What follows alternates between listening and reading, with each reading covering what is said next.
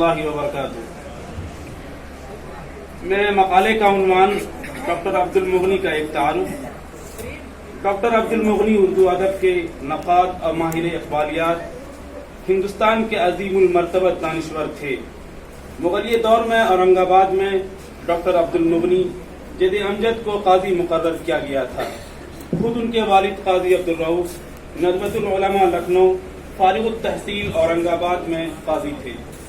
Professor عبد المغنی 4 جنوری 1936 میں اورنگ آباد میں پیدا ہوئے اور 1953 میں مدرسہ اسلامیہ شمس الہدیٰ پٹنہ سے عالم کی ڈگری حاصل کرنے کے بعد پٹنہ یونیورسٹی سے 1960 میں انگریزی ایم اے کیا۔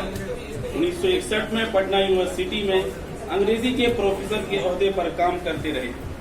1996 سے 1999 تک L N Mithila university Darbhanga میں وائس چانسلر رہے۔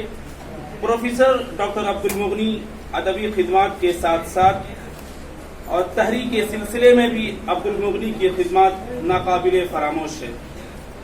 1957 میں عبد المغنی کی خدمات ناقابل فراموش ہے۔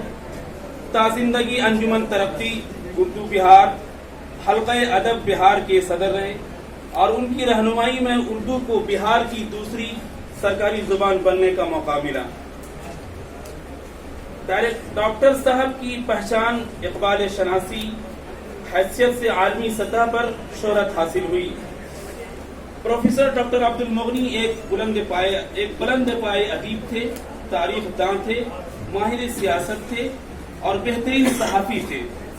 مفکر تھے، مدیر تھے، شاعر نہیں تھے لیکن شاعری کے دلدادہ تھے۔ افسانہ نویس نہیں تھے، افسانہ نویسی کا معیار و میزان کے شناس تھے۔ پروفیسر عبد المغنی صاحب کے مطابق ادب میرا پہلا عشق رہا اور میں اس کو طرز حیات کا بہت بڑا وسیلہ سمجھتا ہوں۔ میرا خیال ہے کہ اس معاشرے کا ادب خراب ہو جاتا ہے، اس کے دل و دماغ صلاحیت نہیں رہتی۔ جس قوم کی شاعری، افسانہ، ناول تنقید کے مریضاں ہو، اس قوم کو کسی بھی طرح صحت مند نہیں سمجھا جا سکتا۔ اور ان کی خیالات نے ہی 1952 میں مجھے تنقید ادب کی طرف مائل کر دیا۔ ایک دانشور، ایک نقاد کی حیثیت سے ڈاکٹر پروفیسر عبد المغنی ہندوستان گیر شہرت کے حامل رہے۔ انہوں نے اپنی بے پناہ صلاحیتوں اور قیمتی زبان و ادب کے ذریعے پورے ملک میں بہار کا نام روشن کیا۔ ڈاکٹر صاحب چھوٹی بڑی 45 کتابوں انگریزی کتابوں کی مصنف تھے۔ جو کتابیں لکھی ہیں ان میں سے اقبال عالمی ادب، اقبال نظام فن، اقبال کا نظریہ خودی، تنویر اقبال، اقبال ذہنی فنی ارتقاء اہم ہے۔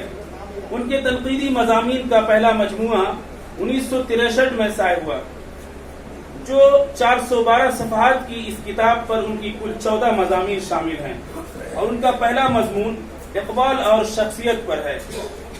کچھ کتابوں کی تصنیف ہے: نقطۂ نظر، جادہ اعتدال، ہندوستان مسلم اقلیت کا مسئلہ، تشکیل و جدید، معیار و اقتدار، مولانا ابوالکلام آزاد کا ذہنی کردار، دہشت پسندی، فیض کی شاعری، بہار میں اردو سرکاری استعمال، ابوالکلام آزاد کا اسلوب نگارش اور قرۃ العین حیدر کا فن۔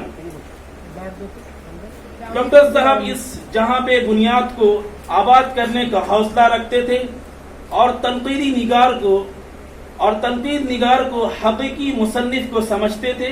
تنقیدی تصانیف میں تنقید کے اصول کے ضوابط کی اہمیت و کیفیت مجاز کے ساتھ ساتھ اس کے معیار و اقتدار تعین کی کوشش بھی انہوں نے کی اور مختلف اصناف نثر و شاعری پر بھی انہوں نے توجہ دی اور عملی تنقید کا اظہار کیا۔ جواں روح میں جب احساس مستر جاگ اٹھتا ہے ہماری قوم کا سویا مقدر جاگ اٹھتا ہے۔ شکریہ۔